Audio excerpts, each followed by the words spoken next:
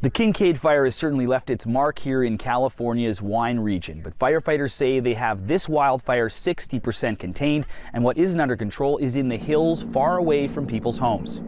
That's why most of the people who had been evacuated from their homes here in Sonoma County have been given the green light to head back home.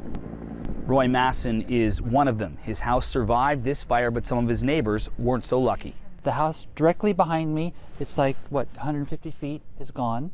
The house to the north and the south are still there, but between me and those houses, it's all burned. Masson says it's difficult to understand just how close the fire came to his home here, and he has a message for the firefighters who saved it. Thank you. They were doing all that, and you see what's burned. They were risking their lives to save buildings, for God's sakes.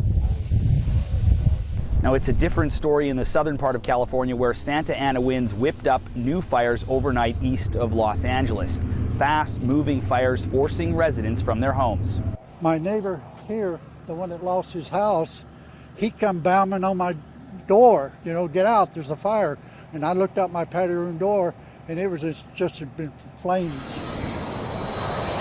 But not everyone has left the area. Some residents are holding out, trying to save their properties and their animals. But officials in Southern California say that is a bad idea. Well, we still have some residents that chose to stay that we still encourage to leave. As I said, this fire is by no means contained. As with all wildfires, in the end, it will be the weather that determines when people can go home and if they'll have a home to return to. The weather is going to be a challenge to us today.